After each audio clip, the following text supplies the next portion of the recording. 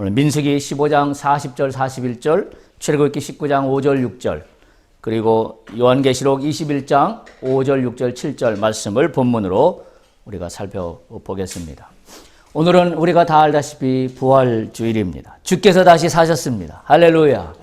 우리 박수로 주 앞에 영광을 한번 돌리면 좋겠습니다. 주님이 사셨습니다. 주님이 다시 사셨다는 게 우리에게는 얼마나 위로가 되는 말씀인지 알 수가 없습니다. 만약에 주님이 다시 살지 않으셨다면 우리에게 무슨 소망이 있겠습니까? 다른 말로 표현하면 절망은 절망으로 끝나는 겁니다. 절망이 역전될 기회가 없습니다. 절망이 소망으로 바뀔 기회조차 없습니다. 따라서 인생은 어려운 일을 만나면 어려운 일로 끝나고 종결되고 그냥 마무리됩니다. 그런데 내가 믿는 주님이 다시 사셨다는 것은 절망이 절망으로 끝나지 않는다라는 엄청난 사실입니다. 우리는 이 진리가 우리에게 얼마나 큰 위로와 소망이 되는지 알 수가 없어요. 따라서 우리는 믿는 자들은 하루하루 내가 살아가는 삶이 감격이어야 해요. 죽을 수밖에 없는 내가 오늘도 또 사는구나. 오늘도 또 주의 은혜로 내가 하루를 힘차게 시작하는구나. 날마다 부활의 능력이 우리에게 임하고 있다는 사실을 우리는 감사하며 살아갈 수 있어야 합니다. 따라서 우리에게 날마다 부딪히는 절망의 순간이 다가온다 할지라도 그것은 또 넘어갈 수 있는 문제인 것을 우리가 믿음으로 고백하며 살아가지 않을 수 없는 이 엄청난 사건이 이 부활 사건입니다. 따라서 부활은 절망의 희망으로 극적으로 바뀐 패러다임 시프트입니다. 우리가 알고 있던 상식의 어떤 그 패러다임이 완전히 시프트한 거예요. 이동한 겁니다. 파워 시프트입니다.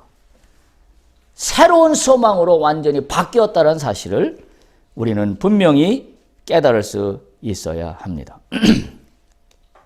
만일 믿는 자들에게 이 부활 소망이 없다라고 한다면 우리는 어쩌면 그냥 종교 생활하는 걸로 끝났을 겁니다.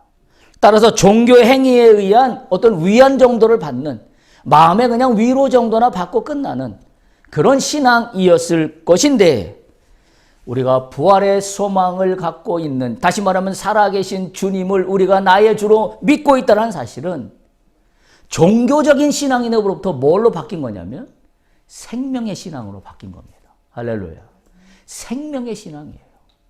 종교의 행위, 율법적 행위로부터 그거로부터 위안을 받고 그거로부터 내가 하나님을 믿는다라고 여기는 그런 신앙인으로부터 우리는 생명의 신앙으로 패러다임 쉬프트 됐다는 사실을 우리가 분명히 깨달아야 합니다. 따라서 우리가 이 부활절을 맞이하면서 우리 안에 잊지 말아야 할 소중한 최고의 가치가 있다면 그게 뭐냐면 생명입니다. 생명. 어떤 종교적인 행위, 율법적인 행위, 어떤 율법을 준수하는 것보다도 더 뛰어넘는 고차원적인 하나님의 은혜, 하나님의 섭리가 무엇인가 하면 생명이에요. 나에게 있는 생명을 너에게 주노라. 할렐루야. 우리는 그걸 받고 사는 사람들이에요. 그 생명이 나로 하여금 날마다 일어나게 합니다. 그 생명이 나로 하여금 절망 가운데 절망으로 주저앉아 있지 않게 하고 있는 유일한 힘은 주님이 생명 되셨기 때문입니다. 그리고 그 생명이 오늘 나에게 임했기 때문입니다. 그와 같은 관점에서 오늘 민수기 15장 41절 우리가 본문으로 하고 있는 말씀은 우리에게 생명 되시는 하나님의 말씀인 것을 기억하기를 바랍니다. 민수기 15장 41절 우리가 읽어본 대로 이렇게 다시 한번 읽어보면 나는 여호와 너의 하나님이라. 나는 너희의 하나님이 되려고 너희를 애굽 땅에서 인도해 내었느니라. 나는 여호와 너희의 하나님이라. 아멘. 이거보다 더 큰 힘이 어디 있을까요? 세상을 살아가면서 이 하나님의 말씀보다 더 큰 능력이 어디 있을까요? 오늘 이 본문의 41절에 보면 두 번이나 강조합니다. 나는 여호와 너희 하나님이다. 나는 여호와 너희 하나님이다. 따라서 오늘 제가 말씀의 제목으로 삼은 것은 이 본문입니다. 나는 너의 하나님이라. 오늘 부활절에 부활의 소망 되시는 이 하나님의 소리를 들을 수 있기를 축복합니다. 아멘. 나는 너의 하나님이다. 아멘. 아들아 딸아 나는 너의 하나님이다. 그렇다면 우리에게 두려울 게 무엇이 있고 우리가 무서울 게 무엇이 있고 우리가 좌절할 게 무엇이 있겠습니까? 하나님이 나의 하나님인데 오늘 그와 같은 은혜가 우리 가운데 있기를 간절히 소망합니다. 참 오늘 민수기 15장 41절 우리가 말씀하고 있는 이 말씀을 보면 한마디로 이런 생각이 듭니다. 참 하나님 참 대단하시다.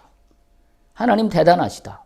왜냐하면 지금 민수기 지금까지 지내온 이스라엘 백성들의 이 행적을 따지고 또 따져보면 하나님이 이런 말씀을 할 수 있을까요? 만약에 우리가 인간으로서 한번 생각해 보면 나를 늘 배신합니다. 나를 늘 배반합니다. 나를 늘 무시합니다. 내 말씀 귀통밟고도 믿지 않습니다. 그리고 언약의 약속을 주었는데도 불구하고 그 약속을 하나도 믿지 않아요. 날마다 의심합니다. 의심하다 못해 불평합니다. 불평하다 못해 하나님이 어디 있냐고 합니다. 하나님이 어디 있냐고 하다 못해 애굽으로 돌아가겠다고 합니다. 그런데 하나님이 이렇게 말씀하세요. 아들아 딸아 나는 너희의 여호와 하나님이다. 참 대단하지 않습니까? 하나님 어떻게 이러실 수 있나요? 하나님 어떻게 이러실 수 있나요? 오늘 예수 그리스도께서 부활하셨다는 것은 바로 이런 의미예요. 우리는 날마다 죄 가운데 삽니다. 우리는 날마다 죄 가운데서 허우적거리며 삽니다. 우리는 어쩌면 날마다 살아가면서 하나님을 부인하며 삽니다. 하나님을 인정하지 않고 살아갑니다. 오히려 사람의 말들을 믿습니다. 오히려 세상을 믿습니다. 오히려 권력자를 믿습니다. 돈의 위력을 믿고 살아갑니다. 그런데도 불구하고 주님은 나를 위해서 부활하셨다는 사실이에요. 그리고 그 부활로 끝나지 않고 그분의 생명을 나에게 허락하셨다라는 사실입니다.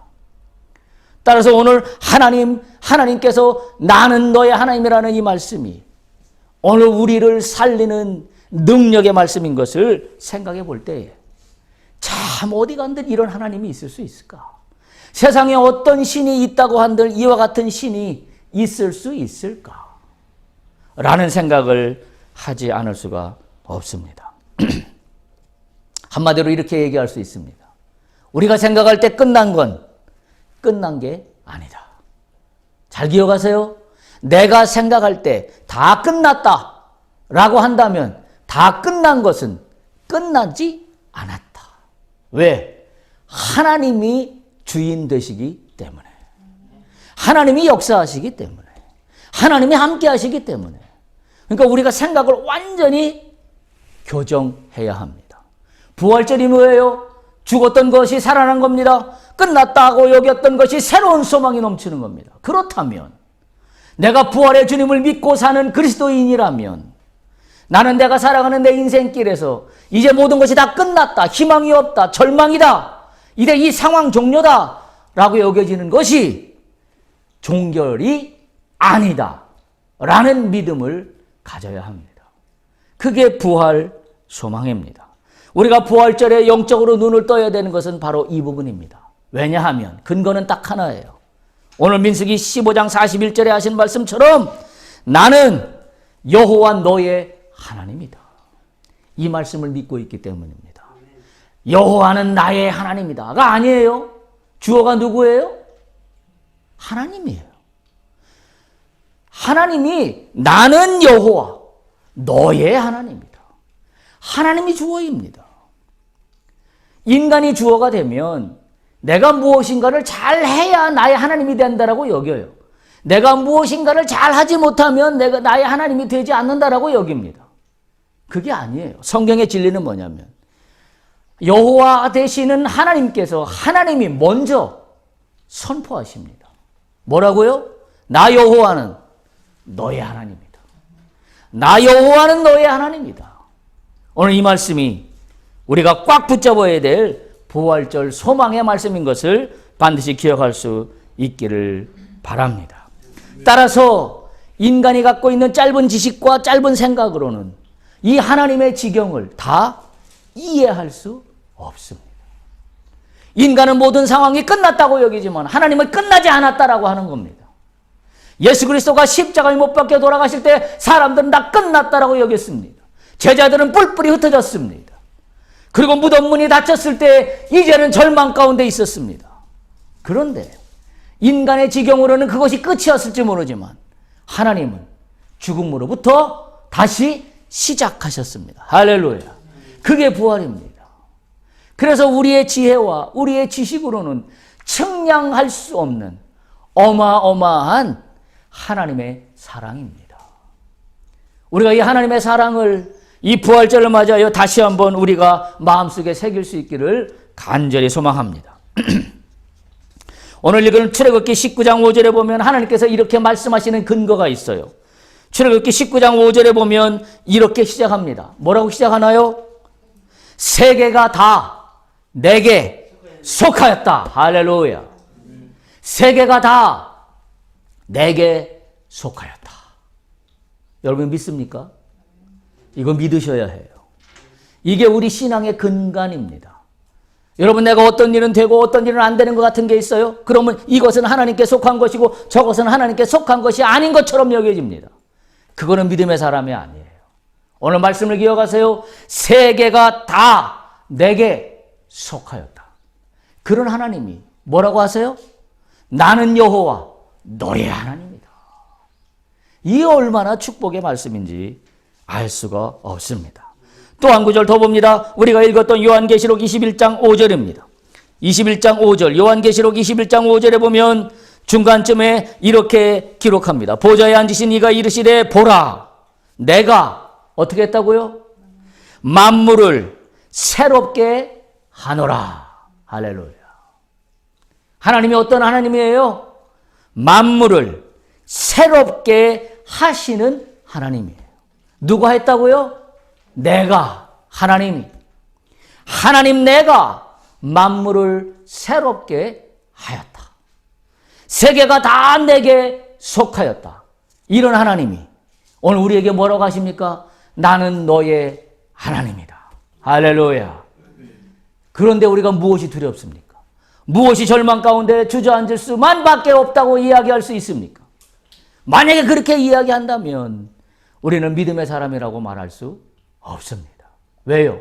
내 인생에 이루어지는 모든 일들이 다 하나님 손에 달려 있는데, 그리고 하나님이 날마다 만물을 새롭게 하셔서 나의 인생의 모든 일들을 새롭게 하시는데, 그리고 그 하나님이 나는 너의 하나님이라고 말씀하는데 내가 무엇이 두렵겠습니까?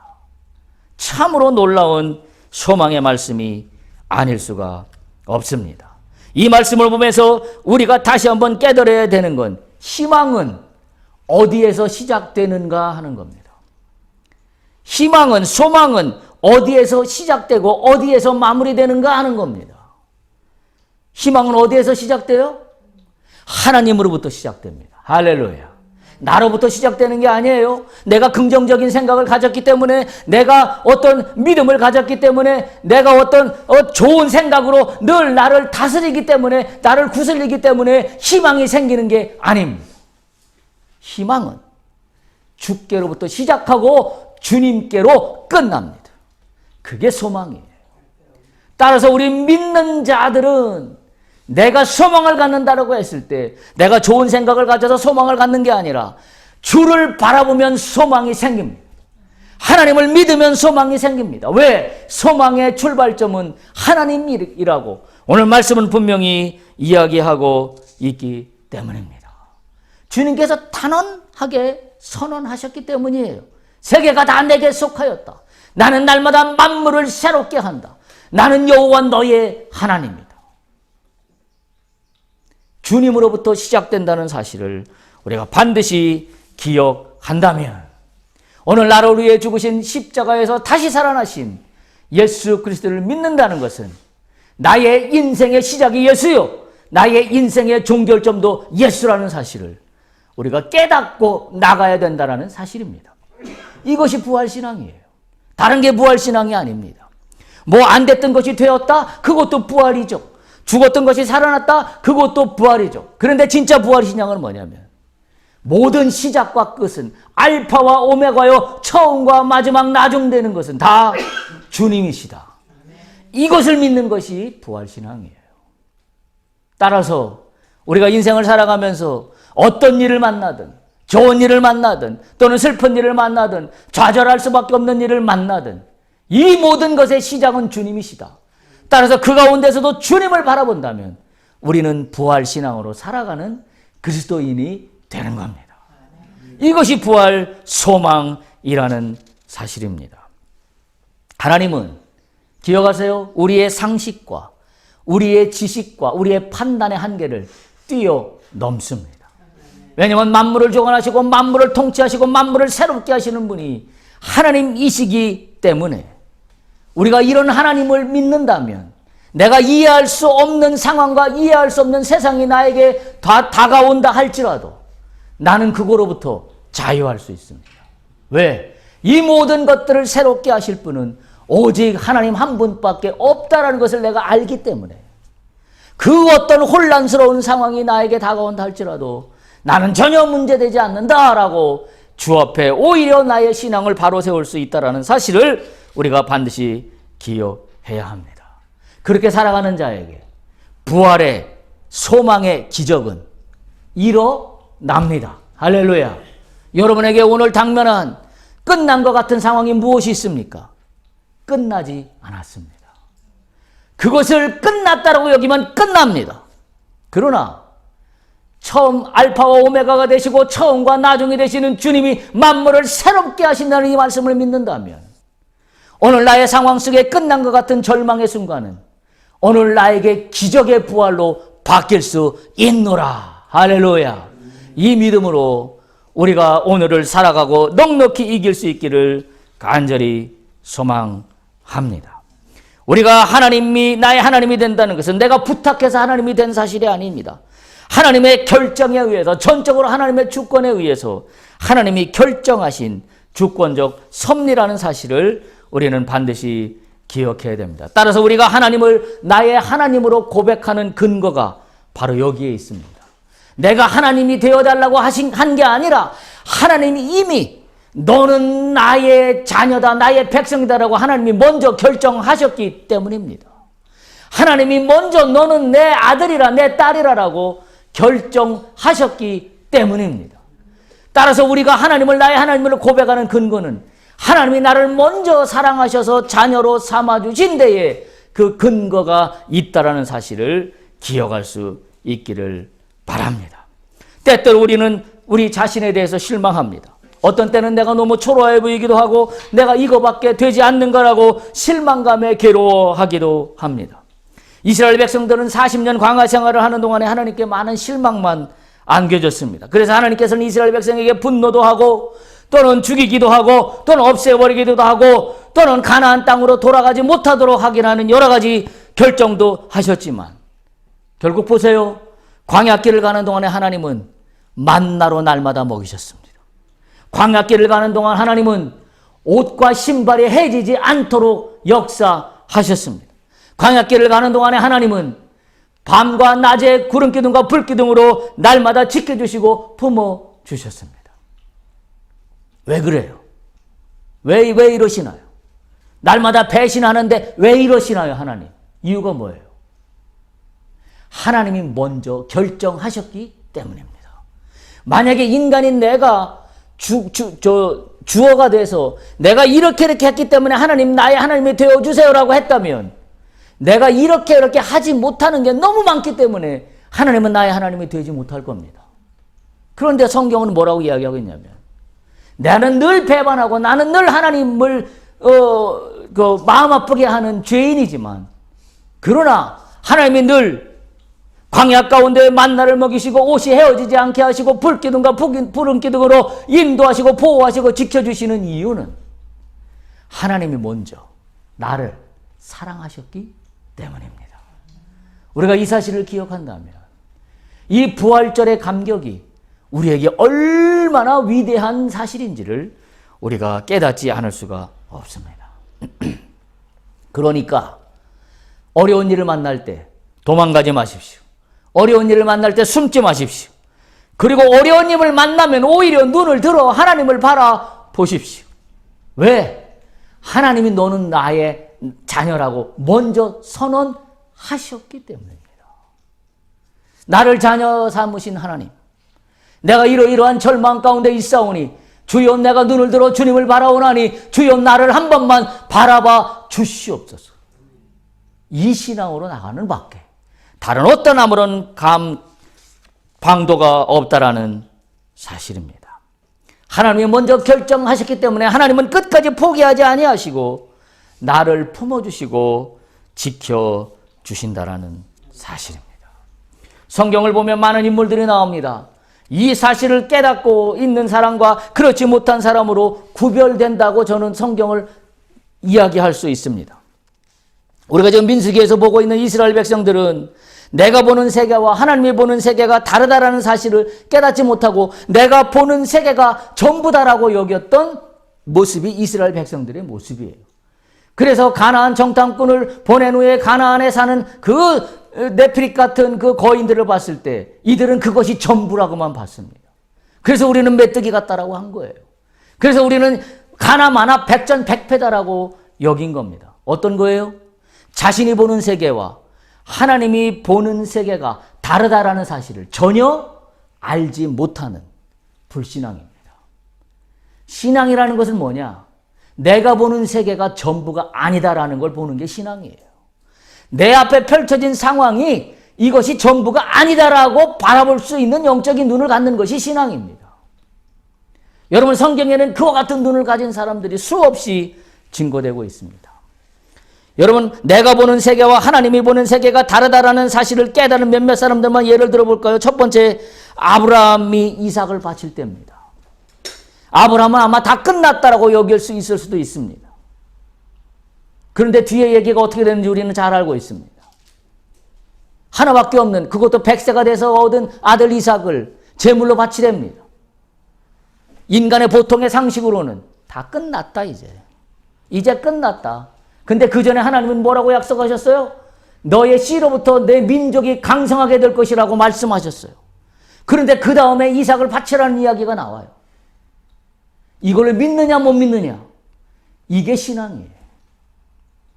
내가 보는 세계와 하나님의 세계는 다르다라는 것을 깨달을 수 있어야 합니다. 야곱이 가나안으로 돌아갈 때 형 에서를 만날 때입니다. 형 에서가 두려웠습니다. 그래서 야곱은 두려움에 떨었습니다. 그래서 어찌 보면 야곱은 에서를 만나는 일이 일생일대의 가장 큰 위험한 난관이었습니다. 아마 그때 당시에 야곱은 에서를 만나러 가는 그 길 속에 아마 이젠 다 끝났다, 내가 여기서 다 죽을지도 모른다 라고 생각했을지 모릅니다. 내가 보는 세계가 전부가 아닙니다. 요셉이 형들에 의해서 죽을 뻔합니다. 애굽으로 팔려갑니다. 그 상황만 놓고 보면 다 끝났습니다. 무슨 소망이 있습니까? 15살밖에 안 되는 그 어린아이가 팔려갑니다. 애굽으로 팔려갑니다. 종으로 팔려갑니다. 그 인생에 무슨 소망이 있을 수 있겠습니까? 다 끝났습니다. 아마 요셉이 다 끝났다라고 생각했다면 내가 보는 세계가 전부라고 여겼을 겁니다. 동일한 상황은 아니다만 믿는 자들에도 불구하고 왜 많은 믿는 사람들이 스스로 자기 목숨을 끊습니까? 이유가 뭡니까? 바로 이거예요. 내 눈에 보이는 세계와 하나님의 세계가 다르다는 것을 바라보지 못하기 때문입니다. 현재 나에게 닥친 상황이 전부다라고 여기기 때문입니다. 참으로 안타까운 일이 아닐 수가 없습니다.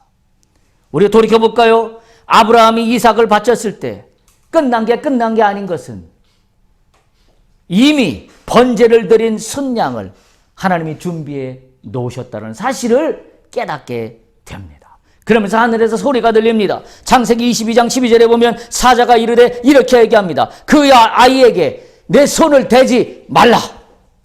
네가 내 아들 내 독자까지도 내게 아끼지 아니하였으니 내가 이제야 네가 하나님을 경외하는 줄을 내가 아노라.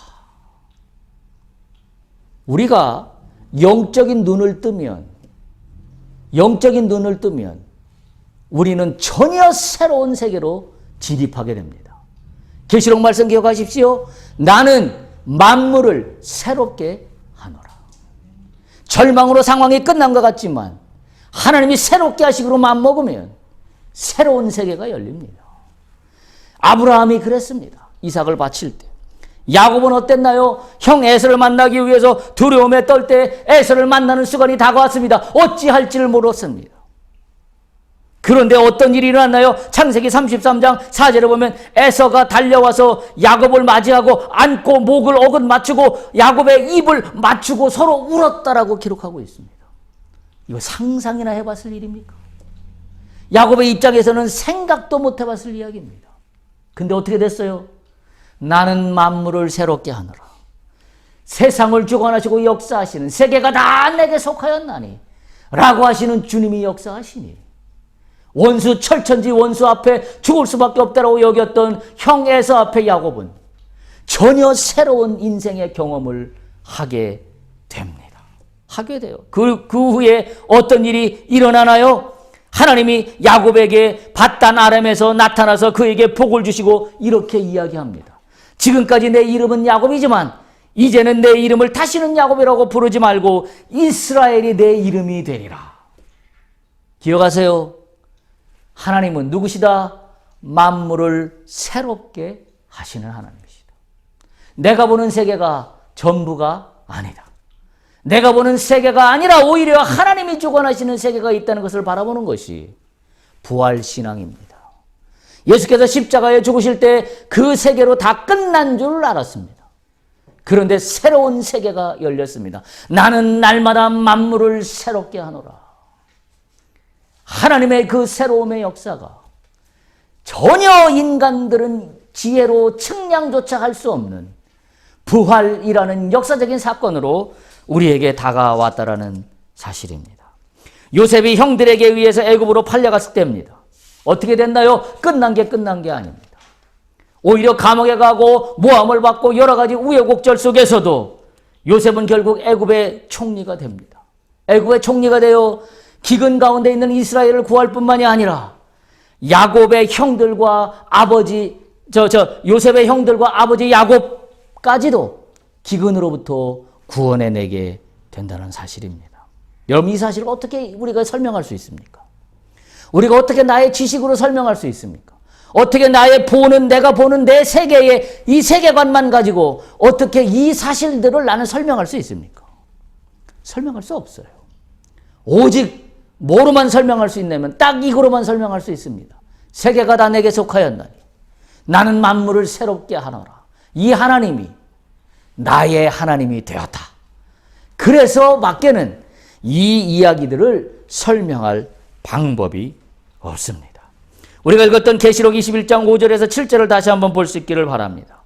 하나님께서 결정하신 근거가 우리에게 나오고 있습니다. 첫 번째, 주님은 만물을 새롭게 하시는 분이기 때문에 그렇습니다. 계시록 21장 5절에 말씀하고 있습니다. 또한 두 번째, 이 선언이 거짓말이 아니라 신실하고 참되기 때문입니다. 오늘 말씀을 그렇게 기록하고 있습니다. 이것이 신실하고 참되다라고 기록하고 있기 때문입니다. 세 번째, 주님은 뭐라고 하냐면 알파와 오메가요, 처음과 마지막이 되는 분이라고 말씀하고 있기 때문입니다. 그리고 주님은 21장 6절에 보면 목마른 자에게 생명수 생물을 값없이 주시는 분이라고 말씀하고 있습니다. 그리고 다섯 번째, 승리하는 자에게 이 모든 것을 상속받게 하는 분이 바로 주님이시다라고 그렇게 이야기하고 있습니다. 결국 승리의 축복이 이 말씀을 믿는 자들에게 주어진다는 사실을 분명하게 말씀하고 있습니다. 그래서 하나님의 자녀로 그를 믿는 자들을 삼아 주신다라는 사실을 우리가 반드시 기억해야 합니다. 따라서 우리는 부활의 소망 되시는 나의 하나님의 뜻에 맞추는 삶을 살아가야 될 책임이 내가 이 땅에 사는 동안에 주어집니다. 하나님께서 내게 원하시는 소망이 무엇일까요? 하나님께서 내게 부활의 소망을 주신 이유가 무엇일까요? 하나님께서 나에게 절망의 순간이 절망의 끝이 아니라 새롭게 만물을 새롭게 하셔서 부활의 새로운 세계를 열어 보이시는 그 이유가 무엇일까요? 하나님이 나에게 원하시는 삶이 무엇일까요? 하나님이 나에게 원하시는 그 그림이 무엇일까요? 라는 겁니다. 그건 한마디로 뭐냐면 소명입니다. 하나님은 나에게 소명 있는 삶을 원하시기 때문입니다.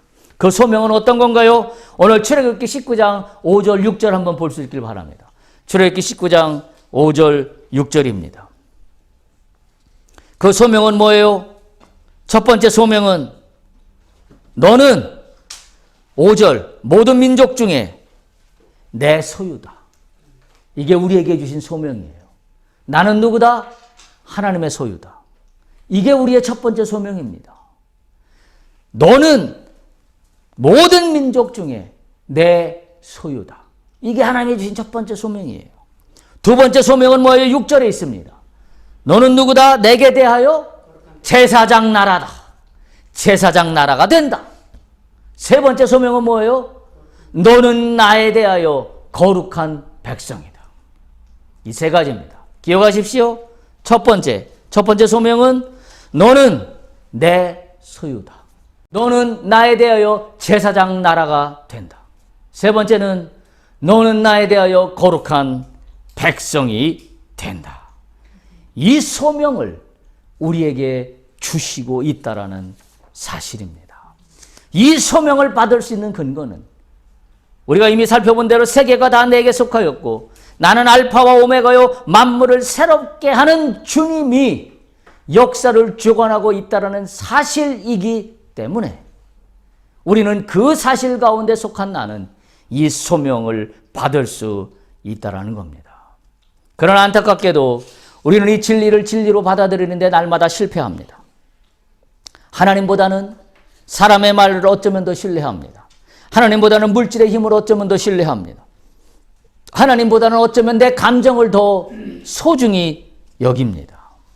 따라서 이 부분이 하나님께서 내게 먼저 찾아오셔서 주신 소명과 늘 배치됩니다. 늘 모순되는 삶 속에 내가 살아갑니다. 모든 민족 가운데 너는 내 소유라고 하셨는데 나는 하나님의 소유 이전에 다른 사람의 소유처럼 살아갈 때가 너무나 많습니다. 물질의 소유로 살아갑니다. 물질에 예속되어 살아갑니다. 권력에 예속되어 살아갑니다. 어떤 사람의 그 후한 어떤 인정에 속하여 살아갑니다. 우리가 정신을 똑바로 차려야 합니다. 그 어떤 거에 속한 게 내가 아니라 나는 오직 하나 여호와 하나님의 소유된 사람이다 라는 사실을 반드시 기억해야 합니다. 그렇지 않을 때 우리는 내가 하나님의 소유라는 사실을 망각하고 내가 제사장 나라가 된다라는 사실을 망각하고 내가 거룩한 백성이 된다라는 사실을 망각하고 살아갑니다.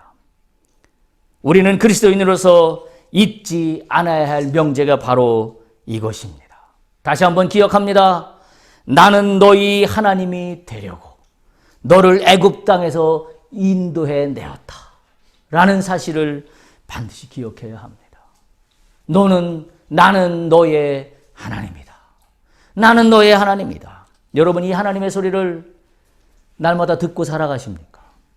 나는 너의 하나님이다. 너는 나의 소유다. 라는 이 하나님의 소리를 듣고 살아갑니까? 성경에 보면 많은 인물들이 있지만 대표적인 인물 한 명만 꼽으라면 바울을 들 수가 있습니다. 바울은 누구보다도 성경을 잘 알고 율법에 대해서 해박한 지식을 갖고 있던 당대 최고의 율법학자요, 종교 지도자요, 석학이었습니다. 그런데 그는 궁극적으로 지금 말씀드린 세 가지 소명에 합당한 사람이 아니었습니다. 첫 번째, 내 소유다. 두 번째, 너는 제사장 나라다. 세 번째, 너는 거룩한 백성이다. 라는 이 소명에 합당한 사람이 되지 못했습니다. 바울이 이 세 가지 소명에 합당한 사람이 될 수 있었던 것은 오직 한 사건이 있었기 때문입니다. 그게 뭐죠? 다메섹 도상에서 예수님께서 빛으로 바울을 만나셨기 때문입니다. 우리가 소명의 사람이 된다는 것은 성경을 달달 외워서 되는 문제가 아닙니다. 우리가 내 소유다, 제사장 나라다, 거룩한 백성이 된다라는 하나님의 이 소명을 이루는 삶을 살기 위해서는 오로지 방법이 한 것밖에 없습니다. 예수님을 만나야 합니다. 왜 예수님을 만나요? 예수님이 누구기 때문에 죽음이라는 상황이 끝이 아니라 새로운 만물이 새롭게 되는 부활의 상황의 길을 열어 젖히신 분이기 때문에 그렇습니다. 바울은 예수님을 만났을 때 비로소 하나님의 소명의 사람이 되었습니다. 너는 내 소유다. 너는 제사장 나라다. 너는 거룩한 백성이다. 근데 보세요. 사울이 예수님을 만날 때 예수님을 만나달라고 예수님 앞에 무릎 꿇고 달려갔기 때문에 예수님을 만난 게 아닙니다. 성경에 보면 뭐라고 기록했냐면 사도행전 9장 3절에 보면 사울이 길을 가다가 다메섹에 가까이 이르더니 뭐라고 기록하였냐면 호련히 하늘로부터 빛이 그를 둘러 비추는지라. 빛이 그를 먼저 비추었습니다. 이게 비밀이에요. 이 비밀을 모르면 우리는 공로주의에 빠집니다. 내가 소위 말해서 어떤 종교적인 행위들을 잘 쌓았기 때문에 빛이 되신 하나님이 내게 온다라고 착각합니다. 성경은 그게 진리가 아니에요. 빛은 내가 찾아서 오는 게 아니라 빛이 먼저 나에게 찾아옵니다. 빛이 나에게 비춥니다. 빛이 나를 비춥니다. 그럼 우리는 어떻게 돼요? 빛이 나를 비출 때 빛 앞으로 나는 나가면 됩니다. 숨지 않아야 합니다. 숨지 않아야 돼요. 여러분 마태복음에 보면 5장에 보면 산상수훈할 때 예수님 그렇게 말씀하세요. 너희는 세상의 소금이라. 너희는 세상의 빛이라. 그러면서 빛을 뭐라고 그래요? 등경 아래에 두지 않고 등경 위에 둔다라고 이야기했습니다. 그래야 세상 만물에 비친다고 하였습니다. 예수 그리스도의 빛이 나에게 비칠 때 여러분 나는 죄가 많고 부끄럽고 추악이 짝이 없는 나의 인간의 모습이지만 주 앞에 내 모습을 다 드러내야 합니다. 주여 내가 여기 있나이다. 나를 보시옵소서. 주님의 빛이 지금 내가 빛이 나이다. 주여 나를 받으시옵소서. 이게 비밀이에요. 이게 부활 소망으로 살아가는 자들의 태도이기 때문에 그렇습니다. 바울에게는 예수님의 빛이 먼저 바울을 둘러쌌습니다.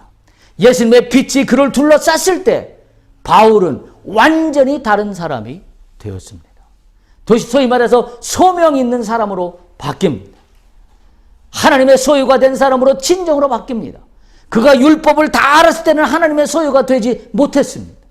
근데 그가 예수님을 만났을 때 비로소 하나님의 소유가 되었습니다.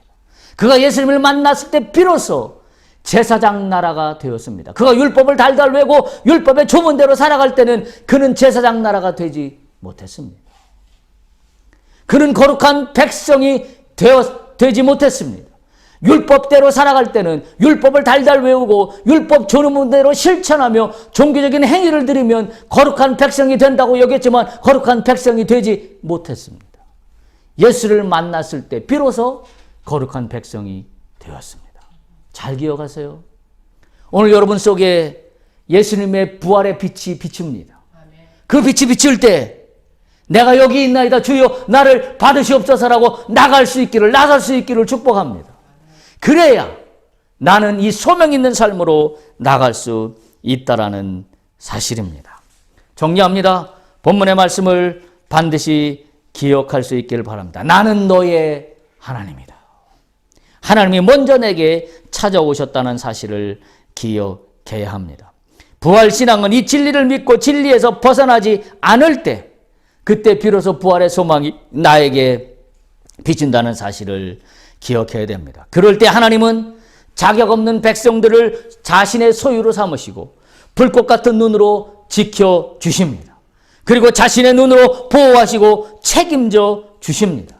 제사장 나라로서 하나님과 백성들을 중재하고 하나님의 뜻을 전하게 하시고 주님의 축복이 흘러갈 수 있도록 가르치시고 그리고 나를 제사장 나라로 사용하십니다. 선택된 백성으로 택한 백성으로 주님의 손에 의해서 구별된 자로 살도록 하십니다. 오늘 말씀을 기억하십시오. 하나님은 나의 하나님이 되려고 나를 애굽에서 구원해 내셨습니다. 할렐루야. 이 하나님이 오늘 나에게 빛으로 다가오셨습니다. 여러분에게 주어진 소명은 무엇입니까?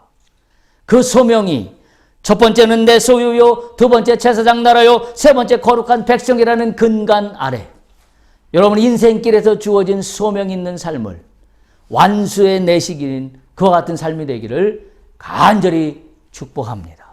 예수의 빛이 우리를 소명 있는 삶으로 인도해 내실 걸로 믿습니다. 주님을 바라보십시다. 주님이 나와 함께 하십니다. 할렐루야.